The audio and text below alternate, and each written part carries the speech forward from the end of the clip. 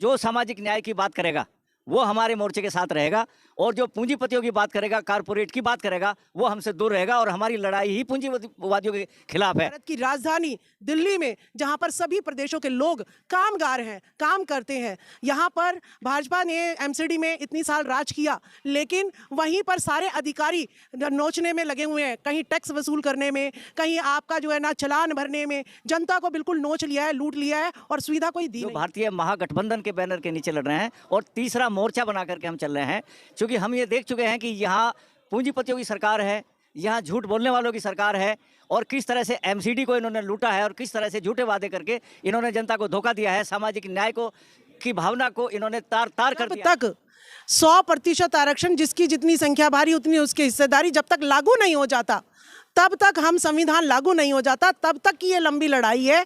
यहाँ पर कोई अपने स्वार्थ के लिए या कोई राष्ट्रपति या प्रधानमंत्री या विधायक बनने के लिए नहीं। देश की सच्चाई सच छुपने नहीं देंगे। उत्तर प्रदेश चुनाव का आखिरी चरण बिल्कुल सर पर है और उस वोट के बाद सबकी नज़र 10 मार्च के परिणाम पर आ जाएगा। लेकिन जैसे ही उत्तर प्रदेश का परिणाम आएगा, उससे पहले दिल्ली में एमसीडी चुनाव का हलचल शुरू हो चुका है। तमाम दल तैयारी कर रहे हैं।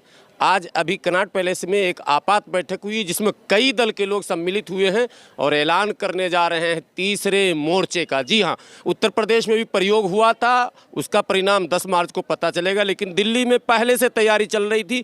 आज उनके कई नेता जमा हुए हैं बारी बारी से। मैं सबका परिचय भी आपके सामने कराऊंगा और मुद्दे क्या क्या रहेंगे, गठबंधन में कितने दल होंगे और कितने सीटों पर चुनाव लड़ी जाएगी, ऐसा क्या क्या तैयारी है, इन मुद्दों पर हम बात करेंगे।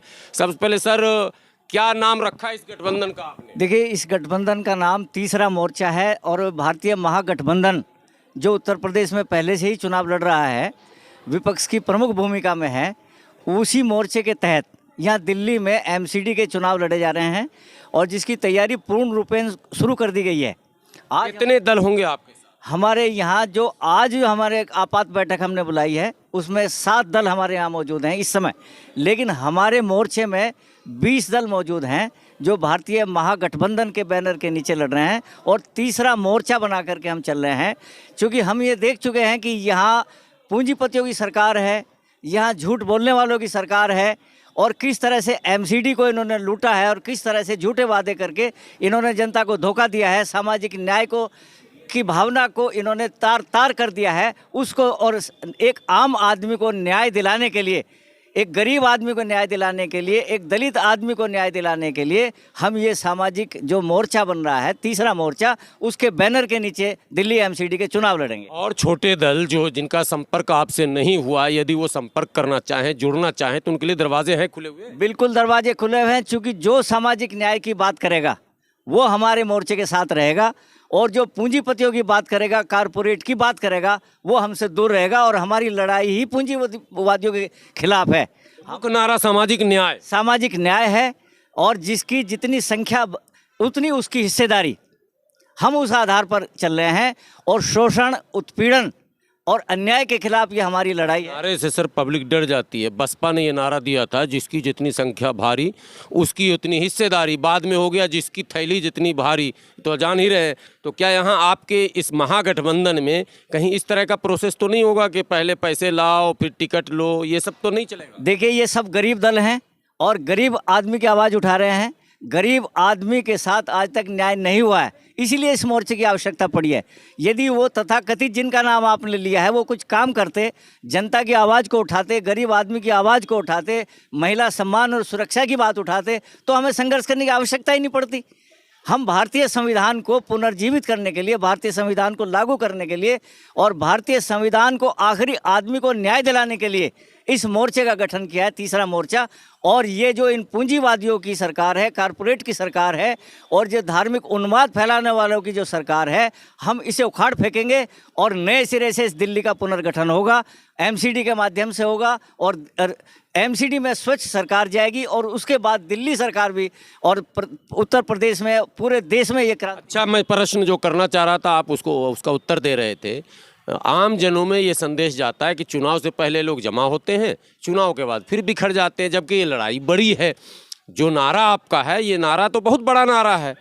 तो क्या आपके इस महागठबंधन का जो आपने एक स्वरूप तैयार किया है, चुनाव में चाहे परिणाम जो हो इसको आगे लेकर चलेंगे या फिर वही होगा जो अब तक होता रहा? ये लड़ाई लंबी चलेगी और ये तब तक चलेगी लंबी लड़ाई जब तक हमारे आखिरी गरीब व्यक्ति को, आखिरी पीड़ित व्यक्ति को हम न्याय नहीं दिला पाते। ये लड़ाई हमारी तब तक चलेगी। मैम, विचारों में सहमति दिख रही आपके सभी गठबंधन के दलों में कि बाद में फिर तनातनी होगा? नहीं, ये जो है ना, आप नया गठबंधन नहीं है कि चुनाव एमसीडी का चुनाव आया और ये नया गठबंधन बन गया। नहीं, ये जांचा परखा गठबंधन जो है यूपी में जितने काफ़ी दल जुड़े थे भारतीय महागठबंधन से, लेकिन जो बच गए हैं, जो सही मिशन की लड़ाई लड़ना चाहते हैं, ये वही जो है आपके साथ जो है पार्टियां जुड़ी हुई हैं। तो अब हमारे यहाँ जो है भागने वागने का कोई सिलसिला यहाँ पर नहीं है और यहाँ पर ये स्थायी एक भारतीय महागठबंधन हमारा बन गया है, जो कि भारत की दिल, भारत की राजधानी दिल्ली में, जहाँ पर सभी प्रदेशों के लोग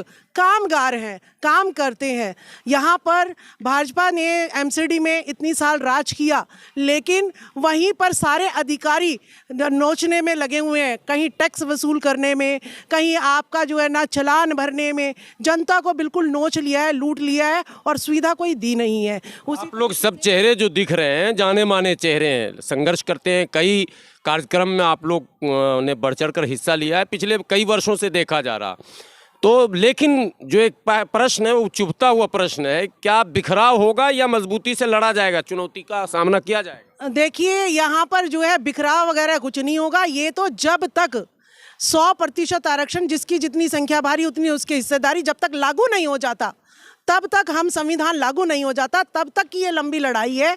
यहाँ पर कोई अपने स्वार्थ के लिए या कोई राष्ट्रपति या प्रधानमंत्री या विधायक बनने के लिए नहीं है। यहाँ पर सिर्फ और सिर्फ अपने सबके हक सबको मिल जाए, ये उस चीज़ की लड़ाई है। 3 प्रमुख दल हैं चर्चे में दिल्ली में, कांग्रेस, बीजेपी, आम आदमी।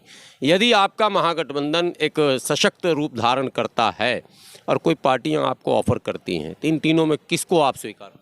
देखिए, कांग्रेस से त्रास्त होकर जो है कांग्रेस के लोगों ने ही बीजेपी बना ली। बीजेपी से त्रास्त होकर जो है ना एमसीडी में बीजेपी आ नहीं सकती, तो जो है उन्हीं लोगों ने आम आदमी पार्टी बना ली। तो ये जो है ये जो शोषणकर्ता लोग हैं, ये तीनों पार्टी में सेम ही हैं।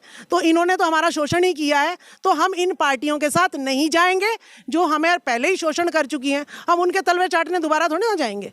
तो हमें कोई किसी के साथ की ज़रूरत नहीं है। अब हमने अपने पैरों पे खुद खड़ा होना सीख लिया है। ये सारे शोषित दल हैं, ठीक है, और हमें अब किसी की गुलामी बर्दाश्त होती तो हम पार्टी ना बना के उन्हीं के तलवे चाटते रहते। हमें आपके तलवे नहीं चाटने, हमें अपने दम पे काम करना है बस।